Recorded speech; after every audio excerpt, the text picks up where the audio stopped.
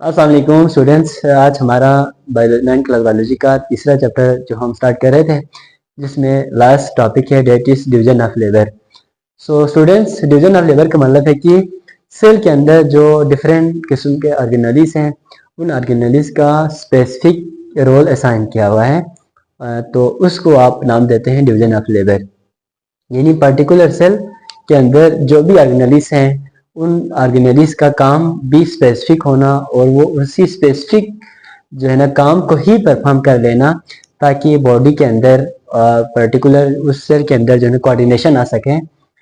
उसको आप नाम देते हैं डिवीजन ऑफ लेबर। तो आपके बुक के अकॉर्डिंग यहाँ पे कुछ एग्जांपल दिया जा रहा है। उन एग्जांपल के ज़रिए से, उन ऑर्गेनेलिस की एग्जांपल के ज़रिए से आपको ये समझाना चाह रहा है कि डिवीजन ऑफ लेबर सेल के अंदर इस तरह से होती है। सो स्टूडेंट्स, यहाँ पे जो है ना फर्स्ट एग्जांपल आपको दिया जा रहा है माइटोकॉन्ड्रिया का। सो माइटोकॉन्ड्रिया ये आपके बॉडी के अंदर एक स्पेशलाइज्ड ऑर्गेनेली है जो कि एनर्जी प्रोडक्शन का काम कर लेते हैं, और हम इसको powerhouse of the cell भी कहा जाता है। यानी माइटोकॉन्ड्रिया के अंदर जो एनर्जी की फॉर्मेशन होती है, एनर्जी प्रोडक्शन होती है, वो in the form of ATP produce कर लेते हैं। Then another example that is chloroplast. Chloroplast ये भी यहाँ पे आपको बोर्ड पे भी मेंशन है। ये प्लांट सेल के अंदर जो फूड पार्टिकल्स है, ऑर्गेनिक जो फूड है, उसको मैन्युफैक्चर करने का काम कर लेते हैं। और वो जो मैन्युफैक्चरिंग का जो काम है, वो एक स्पेशलाइज्ड प्रोसेस के जरिए से होती है, यू नो स्टूडेंट्स, जिसका नाम है फोटोसिंथेसिस। और फोटोसिंथेसिस की वजह से जो है ना उस एक स्पेशल फेनोमेना की वजह से प्लांट सेल के अंदर फूड पार्टिकल्स की, ऑर्गेनिक फूड पार्टिकल्स की मैन्युफैक्चर हो रहे होते हैं। देन राइबोसोम्स, ये आपके बॉडी में एक स्पेशलाइज्ड ऑर्गेनेली है, जिसका मेनली काम ये होता है कि उसने प्रोटीन की सिंथेसिस करनी होती है। यानी जब भी प्रोटीन नीड हो सेल के लिए, बॉडी के लिए, टिश्यू के लिए, ऑर्गन के लिए, तो वहाँ पे प्रोटीन की सिंथेसिस होना थ्रू राइबोसोम्स हो रहे होते हैं। इसके अलावा स्टूडेंट्स, आपके बॉडी में जो है ना ये सारे जो जॉब है, काम है, वो एक स्पेशलाइज सेल के अंदर ही हो रही होती है। तो हम सेल को ये कह सकते हैं it is the basic unit of life.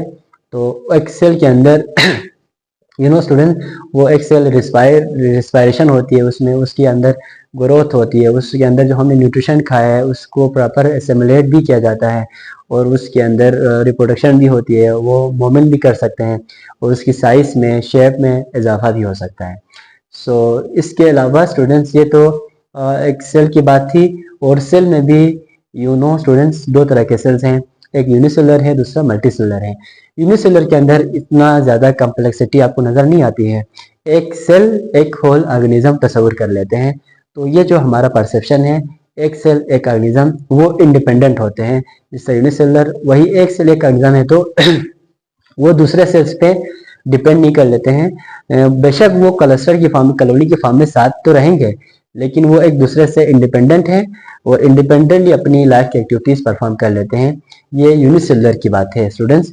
जबकि अगर हम मल्टी सेलुलर की बात करें, तो मल्टी सेलुलर के अंदर ऐसा नहीं होता। बहुत सारे सेल्स के आपस में कम्बिनेशन जो है ना, जो कोऑर्डिनेशन होने के बाद जो है ना एक सेल प्रॉपर जो है ना वो एक्टिविटी से वो परफॉर्म कर सकता है। तो मल्टी सेलुलर के अंदर बहुत सारे सेल्स का आपस में कोऑर्डिनेशन होना, ये तब जाके एक लाइफ जो है ना प्रॉपर जो है ना वो चल रही होती है। देन अगर हम इन सब का ओरिजिन जरा देखें, तो इन सारे चीज़ों का जो सारे सेल का जो ओरिजिन है, वो जाइगोट है स्टूडेंट्स, मल्टीसेलर में। और उस जाइगोट के अंदर बहुत सारे मल्टीपल डिवीजन होने के बाद वो स्पेशलाइज सेल की जो है फॉर्मेशन होती है, जिसमें आपके पास रेड ब्लड सेल हैं, वाइट ब्लड सेल हैं, और भी बहुत सारे सेल, जिस तरह हमने पीछे पढ़ के आया था, एपिडर्मल सेल है प्लांट सेल के अंदर, ठीक है, मेसोफिल सेल्स हैं। तो मीन्स सारे सेल्स का पर्टिकुलर रोल असाइन है, और उन सब का ओरिजिन जाइगोट सेल्स के हम कह सकते हैं। देन स्टूडेंट्स, लास्ट हमारा टॉपिक है that is stem cell. So stem cell, इसकी आप कैसे, इसको आप किस तरीके से वो करेंगे इसकी डिफिनेशन में, कि एक ऐसा सेल है कि एक नए सेल एराइज कर सकते हो। यानी हमारे बॉडी का सेल, जो एक नया सेल अगर उससे इन्वॉल्व हो, एराइज हो, उसको आप स्टेम सेल का नाम देते हैं।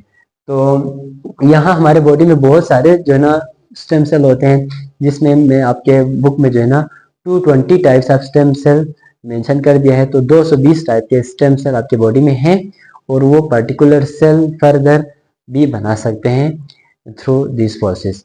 देन अगर हम आपके बुक के अकॉर्डिंग स्टेम सेल की जो ज़रा जो है कैटेगरी बनाएं, तो ये जो स्टेम सेल है इसके आपके बुक के अकॉर्डिंग सिर्फ 2 कैटेगरीज हैं। हायर क्लासेस में फैसिल लेवल पे ये इसकी बहुत सारे टाइप्स हैं, लेकिन आपके लेवल पे सिर्फ 2 टाइप्स हैं, जिसमें फर्स्ट है हेमोपोटिक स्टेम सेल। तो हेमोपोटिक स्टेम सेल ये वो सेल हैं, हीम कहते हैं ब्लड को, यानी जो ब्लड सेल बना सकते हैं। मिसाल के तौर पर आरबीसी, वाइट ब्लड सेल और जो है प्लेटलेट्स। इसके अलावा अदर स्टेम सेल आपके पास मसल सेल है, लीवर सेल है और किडनी सेल है, ठीक है।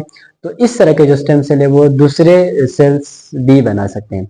सो स्टूडेंट्स, यहाँ पे हमारा जो है ना तीसरा जो चैप्टर है 9th क्लास बायोलॉजी का, वो जो है ना कंप्लीट हुआ जाता है।